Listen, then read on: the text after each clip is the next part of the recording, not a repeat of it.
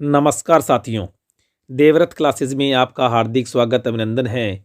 आज हम पढ़ेंगे 16 जनवरी के करंट जीके के बहुत ही महत्वपूर्ण प्रश्न। इससे पहले जिन साथियों ने वीडियो को लाइक शेयर सब्सक्राइब नहीं किया है, प्लीज़ वीडियो को लाइक कर दें। और देखते हैं आज का पहला प्रश्न।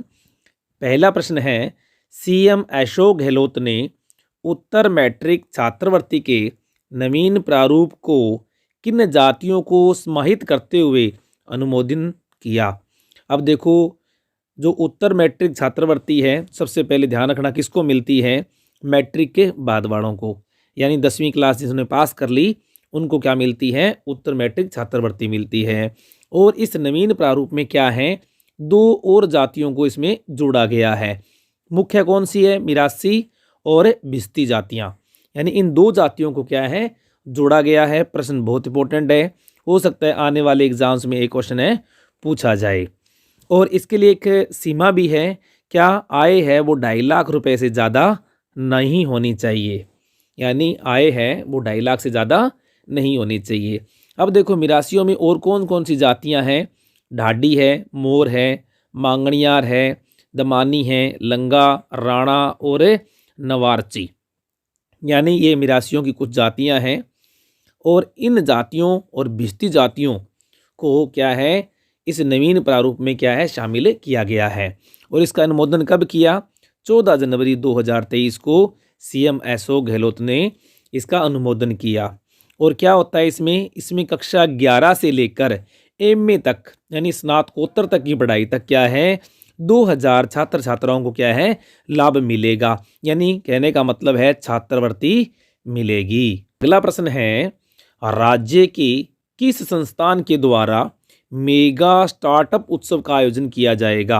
मेगा स्टार्टअप उत्सव का आयोजन किया जाएगा, तो ध्यान रखना, वनस्थली विद्यापीठ टोंक के द्वारा, वनस्थली विद्यापीठ टोंक के द्वारा क्या राजस्थान में मेगा स्टार्टअप उत्सव का आयोजन किया जाएगा। कब से कब, 15 से लेकर 16 जनवरी, यानी 2 दिवसीय स्टार्टअप उत्सव का आयोजन किया जाएगा। और क्योंकि इससे क्या होगा, उद्यमिता एवं नवाचार की भावना को बढ़ावा देने के लिए क्या है, इस उत्सव का आयोजन किया जा रहा है।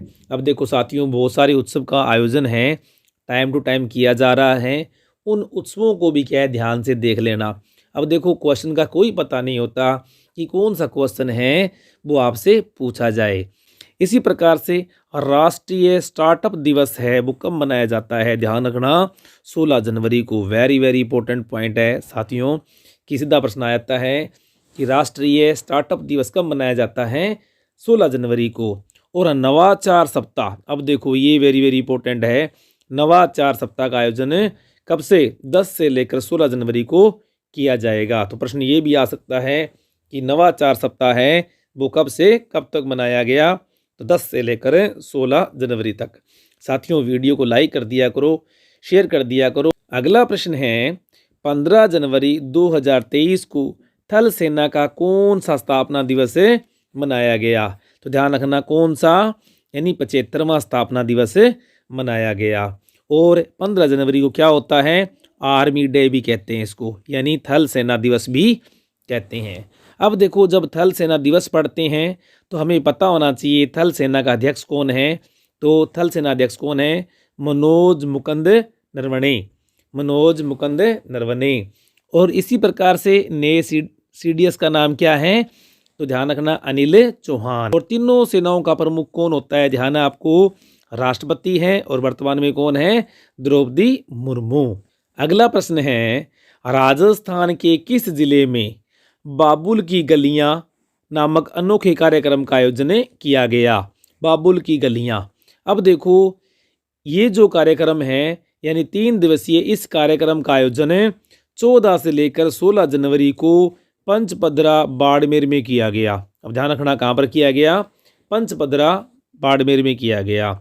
और इसमें क्या किया गया कि अलग अलग देशों में विवाहित 1000 बेटियों को पंचपदरा में आमंत्रित किया गया, चाहे वो अलग देश में हो, अलग राज्य में रह रही हो, होने वाली कहाँ की चाहिए, वो पंचपदरा की होनी चाहिए। उन 1000 बेटियों को क्या है, आमंत्रण भेजा गया और स्पेशल अभिनंदन समारोह का आयोजन किया गया, क्योंकि साथियों आपको पता है कि आज से बहुत साल पहले की बात करें, 20-30 साल पहले की बात करें, तो पंचपदरा यानी बाड़मेर की पोजीशन कुछ और थी।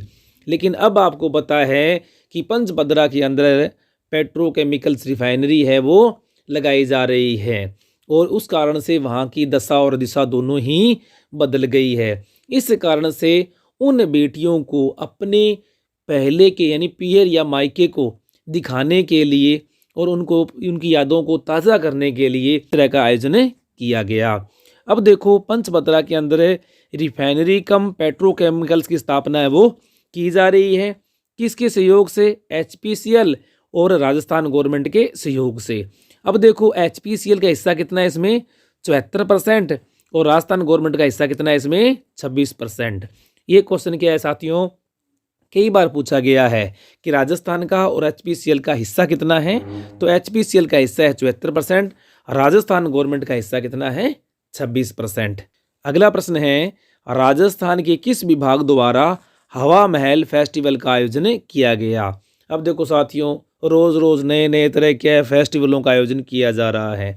तो ये क्या है? अपनी तरह का एकमात्र फेस्टिवल है, यानी हवा महल फेस्टिवल। इसका आयोजन किसके द्वारा किया गया? पर्यटन विभाग राजस्थान के द्वारा, यानी RTDC के द्वारा इसका आयोजन किया गया। कब किया गया? 15 जनवरी को इसका आयोजन किया गया। अगर हवा महल की बात करें तो इसका निर्माण किसने करवाया? महाराजा सवाई प्रताप सिंह। कब करवाया? 1799 के अंदर। और आपको पता है इसकी आकृति क्या है? कृष्ण के मुकुट की आकृति का 5 मंजिला, जिसमें 365 खिड़कियों सहित 953 क्या है? जाली और झरोके हैं। इसका वास्तुकार कौन था? लालचंद उस्ता। ध्यान रखना, कई बार क्या इस तरह क्वेश्चन आपके जनरल नॉलेज में पूछ लिया जाता है कि हवा महल का वास्तुकार कौन था? लालचंद उस्ता। अगला प्रश्न है, महायुद्धाभ्यास 2023। महायुद्धाभ्यास 2023 का आयोजन कितने देशों के साथ में किया जाएगा? ध्यान रखना, 40+1 यानी कुल 41 देशों के बीच में क्या इसका आयोजन होगा। अब देखो किन किन देशों के बीच में? एक तो क्या होगा? भारत, और उसके साथ में अफ्रीकी देश, दक्षिणी अफ्रीका के 40 देशों के बीच में, टोटल कितने? 41 देशों के बीच में क्या यह युद्धाभ्यास होगा। कहाँ पर होगा? भारत में। कहाँ पर होगा? भारत में। और यह युद्धाभ्यास कब होगा? मार्च 2023 में। नाम क्या है इसका? महायुद्धाभ्यास। नाम से स्पष्ट है साथियों। इस तरह की क्वेश्चन हैं जो नए नए क्वेश्चन आ रहे हैं, आप ध्यान रखना। आने वाले एग्जाम्स में देखो, एक कहते हैं ना बूंद बूंद करके घड़ा भरता है, तो वैसे अपने को एक भी क्वेश्चन छोड़ना नहीं है और फटाक से क्या पढ़ के जाना है। अब देखो, इससे पहले राजस्थान में भी क्या है, बहुत सारे युद्धाभ्यास है पिछले दिनों संपन्न हुए हैं, उनके बारे में थोड़ी चर्चा कर लेते हैं। एक है ऑस्ट्रा हिंद युद्धाभ्यास। कहाँ पर हुआ था? महाजन फील्ड फायरिंग रेंज बीकानेर में हुआ था, भारत और ऑस्ट्रेलिया की सेनाओं के बीच में। उससे पहले था अलन जाहे 2022, और ये किसके बीच में था? भारत और ओमान की सेनाओं के बीच में, और ये भी कहाँ हुआ था? महाजन के अंदर। देखो साथियों, राजस्थान के अंदर जो युद्धाभ्यास होते हैं वो बहुत इंपॉर्टेंट होते हैं और सीधा क्वेश्चन वहाँ से पूछा जाता है। और इससे पहले क्या हुआ था?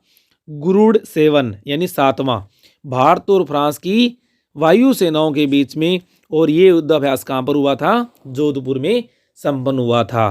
तो ध्यान रखना साथियों, इनमें से कोई न कोई युद्धाभ्यास या कोई न कोई बात है आने वाले एग्जाम्स में जरूर पूछी जाएगी। अगला प्रश्न है, G20 देशों की विभिन्न समूह की बैठकों का आयोजन।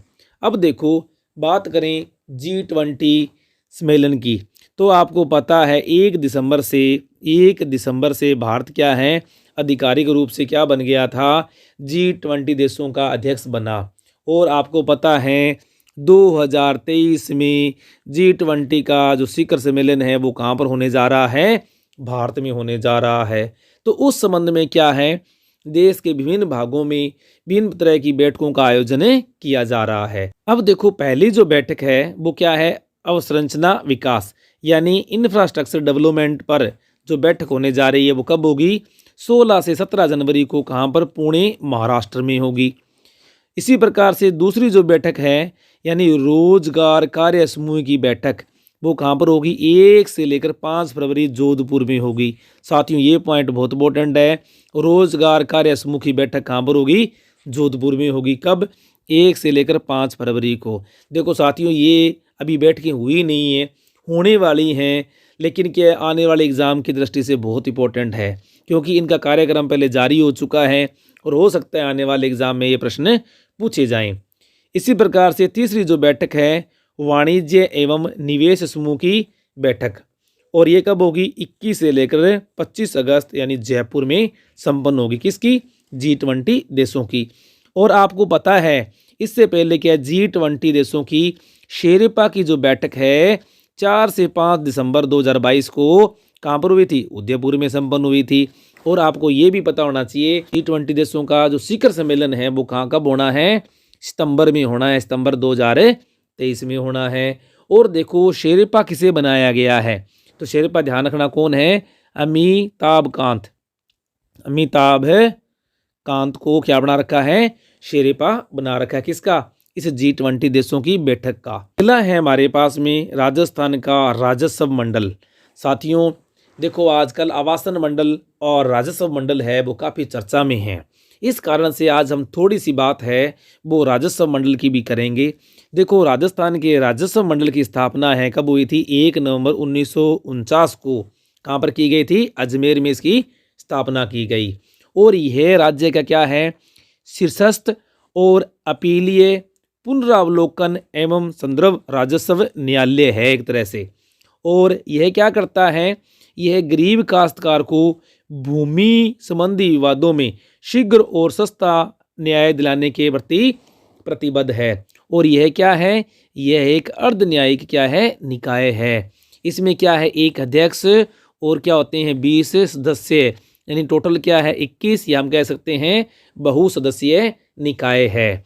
अब देखो इसका कार्य क्या है, इसका कार्य क्या होता है, कृषि गणना करना, पशुओं की गणना करना, इसी प्रकार से कृषि सांख्यिकी का एकत्रण करना इसके मुख्य कार्य हैं। और इसके प्रथम अध्यक्ष कौन थे, ब्रजेंद्र शर्मा। और इस मंडल की यानी राजस्व मंडल की एक क्या त्रैमासिक पत्रिका निकलती है जिसका नाम है रावीरा। रावीरा कई बार क्वेश्चन पूछा गया है, रावीरा किसकी पत्रिका है, तो ध्यान रखना राजस्व विभाग की या राजस्व मंडल की। राजस्व बोर्ड के अध्यक्ष कौन है, तो ध्यान रखना Rajveshwar Singh. Very very important question साथियों। देखो अभी आवासन मंडल की बात करेंगे तो उसमें क्या थे, इसके आयुक्त थे वो कौन थे, पवन अरोड़ा, जिनका काफ़ी नाम क्या है फेमस हो रखा है। और यहाँ पर क्या है, राजस्व बोर्ड के अध्यक्ष कौन है, राजेश्वर सिंह। और आपको ये भी पता होना चाहिए राजस्व मंत्री कौन है, श्री रामलाल जाट। श्री रामलाल जाट है वो क्या हैं, राजस्थान के राजस्व मंत्री हैं। और राजस्व विभाग के ऐप कौन से हैं, धरा ऐप, अपना खाता, और भी आपको कोई मिले तो देख लेना क्योंकि ये क्वेश्चन आया हुआ था।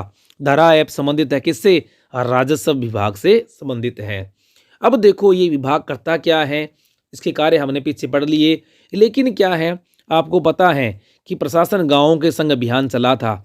कब चला था, सीधा प्रश्न ये पूछा जा सकता है, 2 अक्टूबर 2021 से लेकर 17 दिसंबर 2021 तक चला था। इसमें कितने विभागों की सेवाएं उपलब्ध करवाई गई थी, 22 विभागों की सेवाएं हैं वो उपलब्ध करवाई गई थी। किसमें, प्रशासन गांवों के संग अभियान में। उसके बाद में चलता है प्रशासन शहरों के संग अभियान। यह अभियान कब चला, 2 अक्टूबर 2021 से, और हालांकि ये चल ही रहा है 31 मार्च 2023 तक। यहाँ से प्रश्न पूछा जा सकता है, प्रशासन शहरों के संग अभियान है वो कब तक चलेगा, 31 मार्च 2023 तक। यह कब से शुरू हुआ, 2 अक्टूबर 2021 तक। इसमें क्या है, प्रशासन शहरों के संग इसमें 8 विभागों की सेवाएं हैं वो प्रदान की जा रही हैं। और 10 लाख पट्टों का क्या है, इसमें वितरण किए जाने का लक्ष्य निर्धारण किया गया है।